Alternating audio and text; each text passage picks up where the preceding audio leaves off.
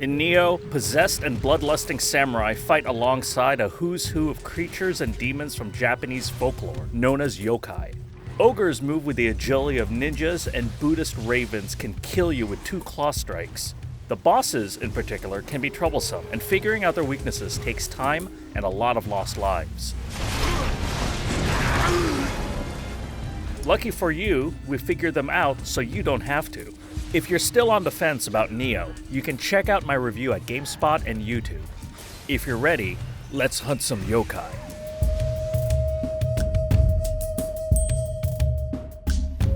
This electrified beast's weakness is its chest, so keep the fight up close and personal.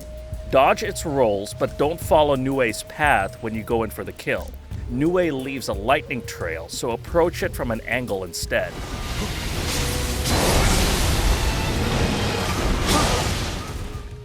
Its most predictable move is its overhead lightning attack, which always features 4 strikes.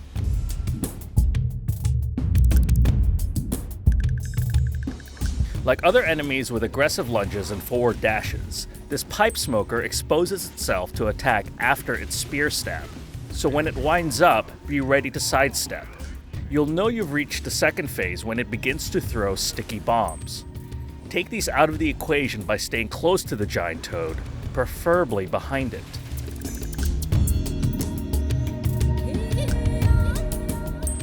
The first thing you should do in this fight is eliminate the poison in the air. Look for 2 giant black crumpet-shaped mounds on the ground and destroy them to remove the poison. The trick to this fight is in capitalizing on the area's large space. If you're quick enough, you can pull off aerial stabs if you're on a platform while the boss is below you. The most reliable approach is to chip away at its health by focusing on the centipede's many segments. As you get a few hits in, it'll crane its head 180 degrees, so retreat until there's another opening to attack more segments. If you prolong the fight, you can activate your living weapon at least twice.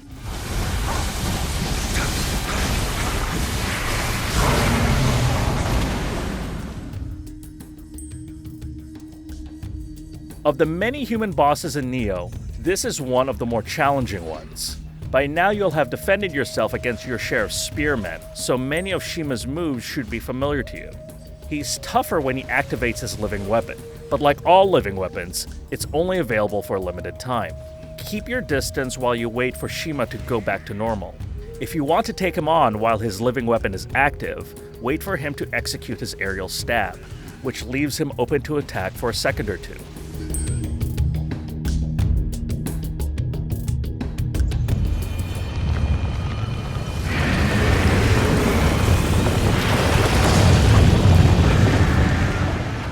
This skeleton is one of the very few giant bosses of Nioh, and unsurprisingly, you need to run a lot to attack its vulnerable parts. The most dangerous area is the bottom of the pit, which is also where you'll be spending most of your time. Focus on the feet while being mindful of the skeleton's stomps and jumps. While dodging, don't stray too far from its feet. If you're along the outside edge, you're exposing yourself to its sweeping tail attack. With enough hits, the skeleton will fall, exposing its head to a direct attack.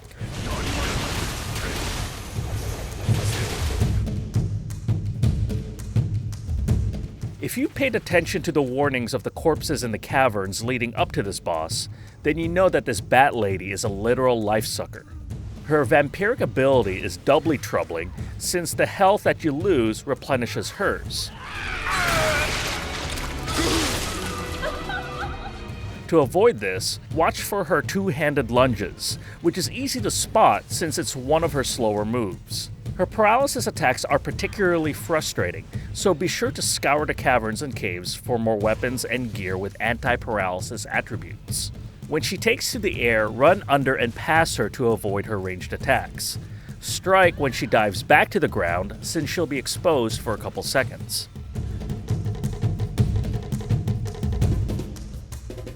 Before you take on this giant blob of a boss, take your time exploring the watery ruins of this map.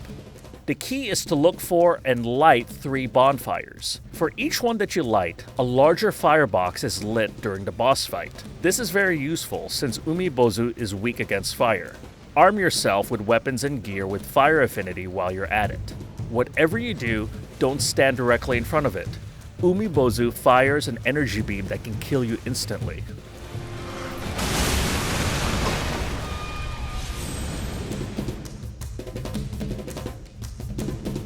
Stay close to this yokai to take her claw strikes out of the equation. Stamina management is key since you need to run for cover to avoid the wide area of effect of her overhead attacks. If you've stocked up on stamina enhancing items, the Ogress's second phase is the time to use them. The flowers that bloom during this stage of the battle will create key dead zones.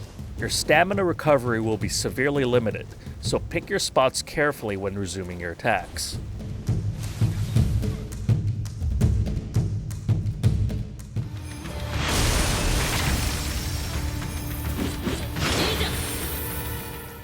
For some of you, this frosty gal will be Nioh's hardest boss. Her most lethal attack is a stab, which is hard to defend given the subtlety of its warning sign. You'll know she's about to attempt a stab when her staff disappears. This is not to be confused with her staff throw, which, like her other range attacks, is easy to avoid with sidesteps. It's good practice to keep your distance for most of the fight and rely on your long distance attacks. For more Nioh guides and my review, check out GameSpot and make sure to subscribe to our YouTube channel.